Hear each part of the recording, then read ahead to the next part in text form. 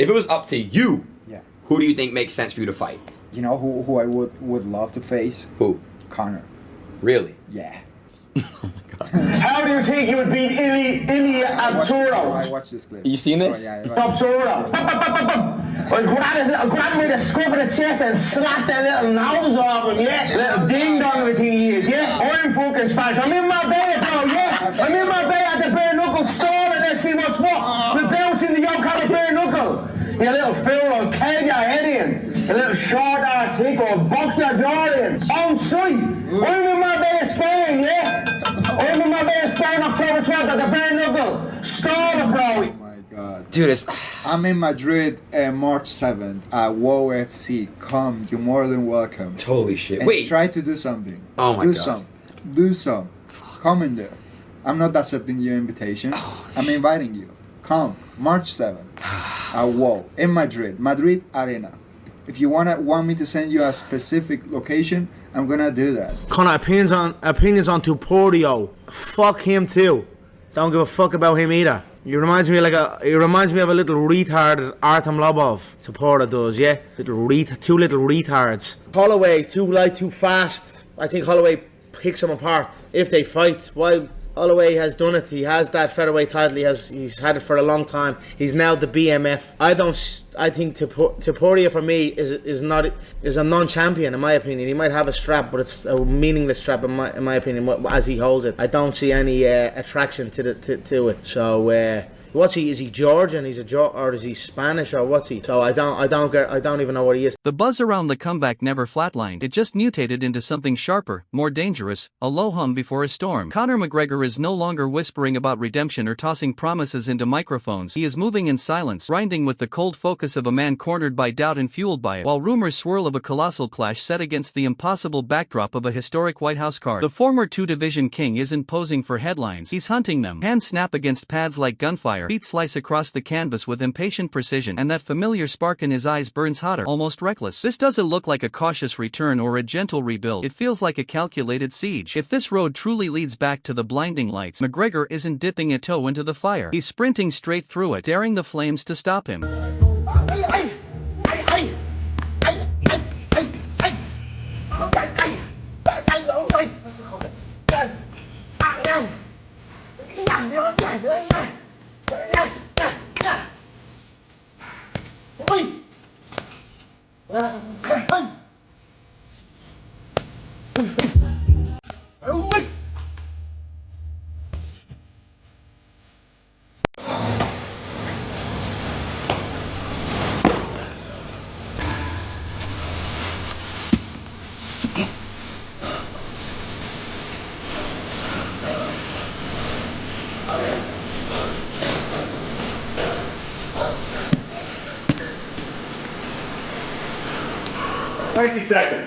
However, when it comes to Conor McGregor, even a tweet that vanishes in seconds can detonate across the entire MMA landscape like a flashbang in a darkroom. 1 minute it was there, raw and unapologetic. The next it was gone, but not before the damage was done. Michael Bisping dissected the Irish star's brief yet explosive message, a declaration that a fight had been offered, an opponent chosen, terms agreed, and only the official contract standing between chaos and confirmation before it was abruptly erased. Bisping didn't hear hype in those words. He heard something accidental, something that slipped through the cracks too soon. It didn't read like bait for headlines or another masterstroke of promotion. It felt like confidential business exposed before the ink could dry. And if that interpretation holds true, then this isn't smoke without fire, it's the tremor before impact. If the tweet was a leak rather than a lure, then McGregor's return isn't some distant fantasy being manufactured for attention. It's looming, quietly assembling behind closed doors, far closer than most are prepared to believe. McGregor, according to his recently deleted tweet, he's back, he's coming, he's on. I'm coming! What did he say? He said,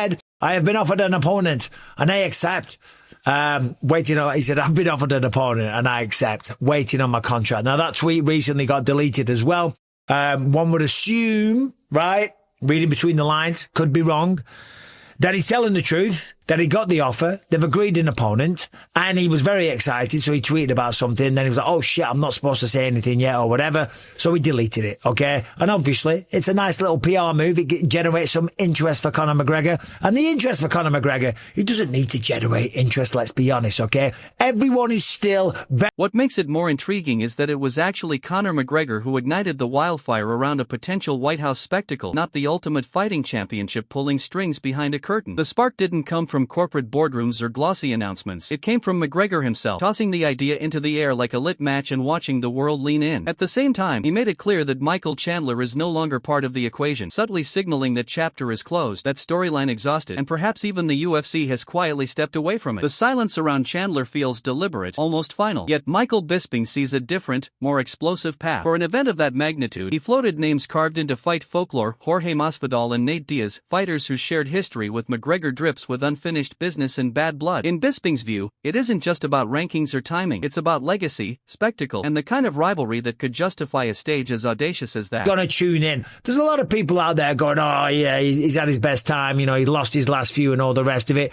Bullshit. Bullshit. This is number one bullshit. Conor McGregor's fighting on the White House card. You're all going to tune in. Everyone's going to tune into the White House card anyway. But the question is, who is he going to face? Now, I'm going to throw it out there. Yes, Jorge Masvidal was calling him out recently. I did a video on that. Masvidal came on my podcast, Believe You Me. If you don't watch the Believe You Me podcast, what are you doing with yourself? Call yourself an MMA fan. If you want to watch some good content and have some funny laughs, okay, tune in. Me and Felder, we run a good show. Masvidal came on, he's trying to get that fight, okay? So for me, it'd be a And just as the talk swelled with bigger, safer names promising a cinematic return, a far more dangerous voice cut through the noise. Carlos Prates stepped into the spotlight, addressing the spiraling speculation of a collision with Conor McGregor, and the temperature instantly shifted. Prates admitted no official word has reached him from the Ultimate Fighting Championship, no contract, no discreet phone call, just whispers growing louder by the day. Yet he didn't hide the respect. He called it a tremendous honor to share the octagon with a figure of that magnitude, a global icon whose shadow still stretches across the sport. But admiration quickly gave way to cold realism. Prates questioned how believable the matchup truly is, pointing to McGregor's prolonged exile from active competition, the miles of rust that may have gathered in the silence. Then came the twist, sharp and unapologetic. He wondered aloud whether McGregor would ever risk returning against a welterweight as dangerous as him, before stripping away all diplomacy and delivering the line that echoed hardest: he would knock him out. Up everyone, Carlos, the Nightmare Prates right here.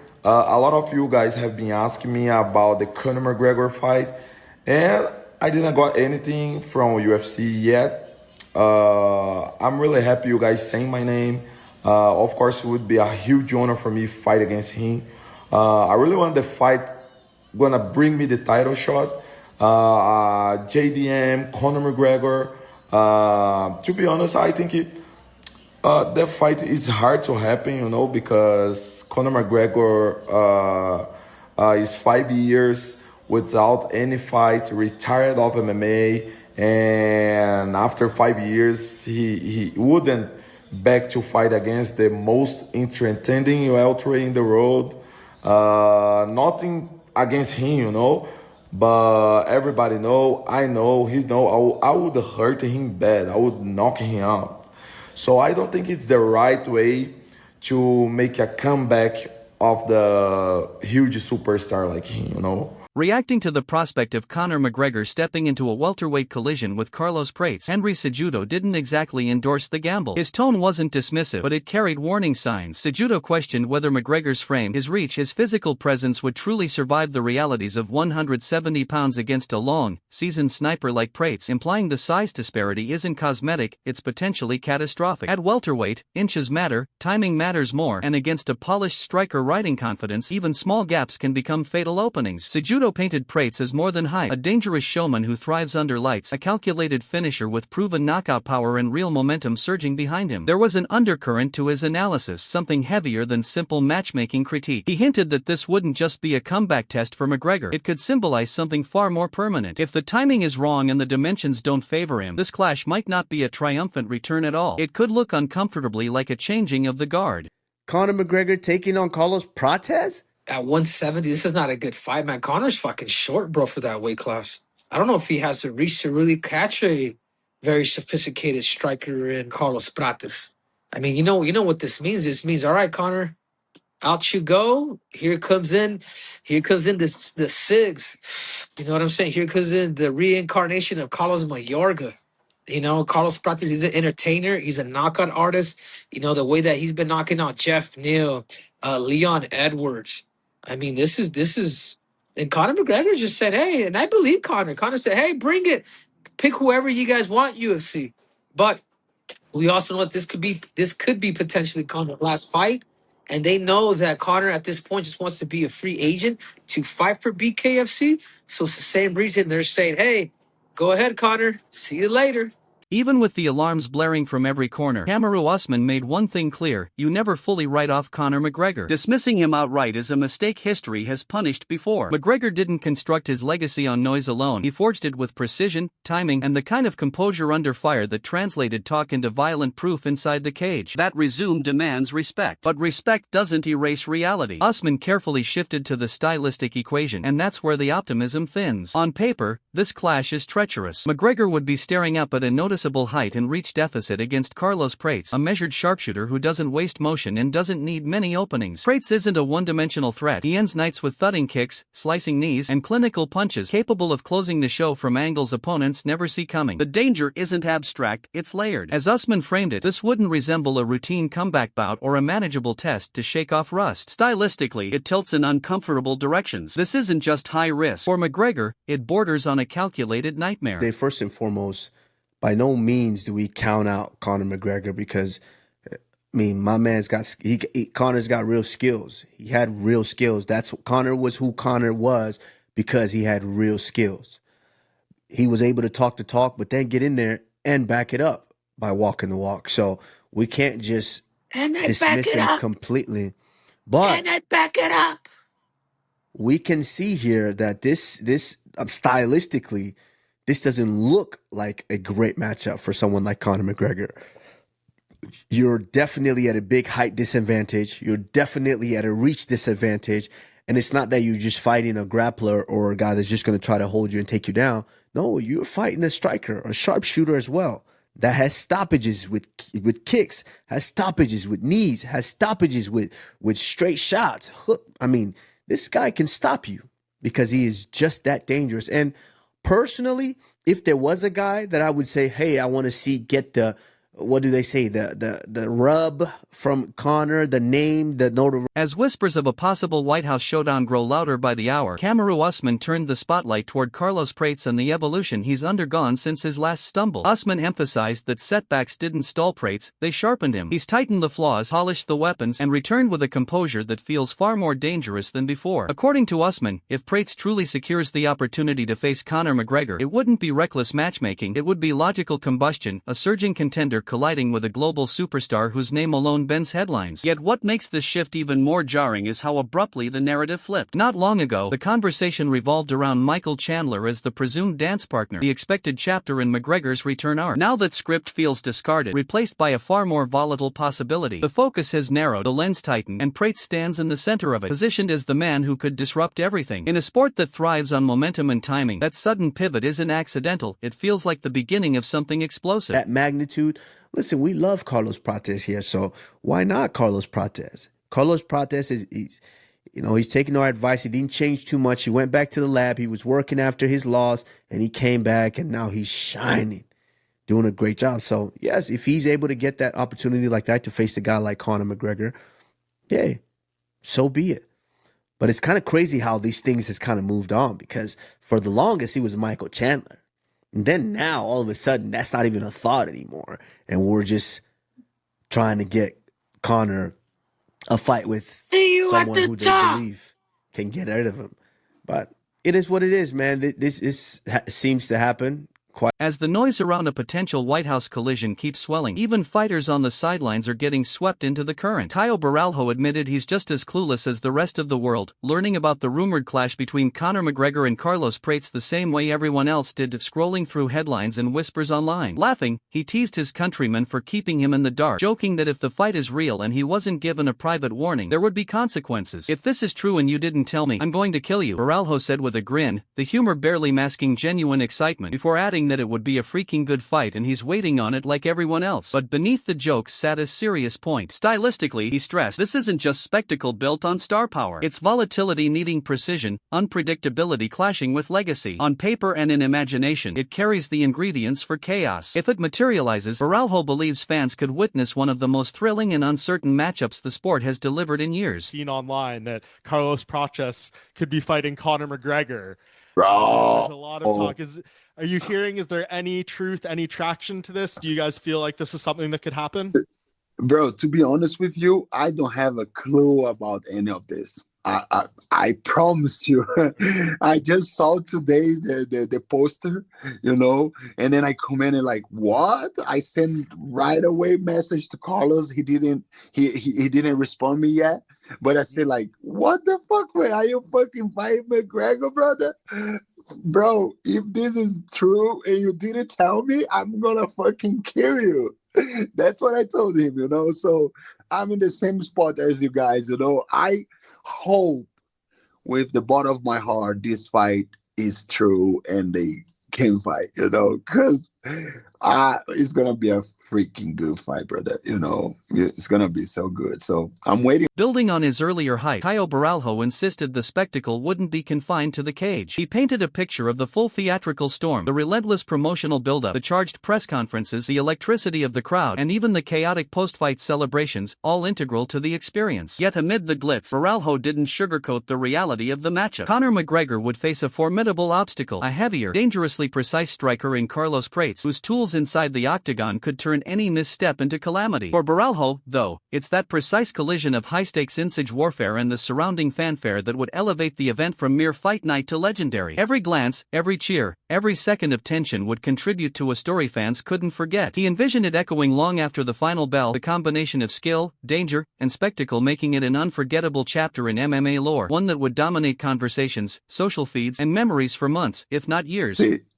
Yeah, like let's pretend in the imaginary world it is happening. Like, what would be the funnest part of that for you? Would it be like seeing them fight? Would it be Carlos and Conor at these press conferences and like their different personalities? Bro. Like, what would be I think everything.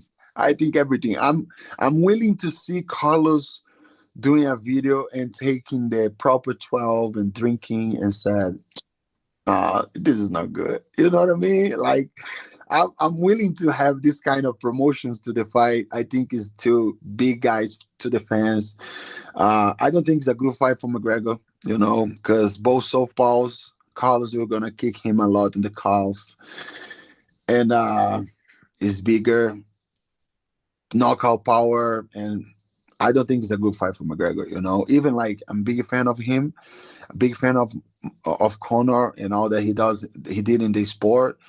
And but I'm Carlos all day, and I'm excited to see everything about it: the fight, the promotion, the press conference, and the party after, you know. Moreover, Ben Askren tossed his own incendiary ideas into the growing storm of speculation, teasing the thrill of seeing Conor McGregor back in action and even hinting at a showdown with Jorge Masvidal as a tantalizingly chaotic possibility. Leaning into the patriotic angle of the event, Askren playfully suggested the 250th anniversary of the United States deserved a spectacle of homegrown grit, pitching a concept where Americans clash with British fighters, a wild, show-driven idea as much about drama as competition. He stressed that, with the right pairings and theatrics, the card could become a seismic talking point in combat sports history. Meanwhile, Oscar Willis added a sharper, strategic layer, highlighting how leverage and ego shape high-profile matchups. Big names clamor for positions that favor them, yet the Ultimate Fighting Championship can pivot to other fighters if demands get too steep. Willis also raised the question of McGregor's willingness to accept a co-main slot under a younger champion, showing how negotiations often balance pride, politics, and strategy. He reminded that the White House setting carries undeniable political weight, attracting media attention but potentially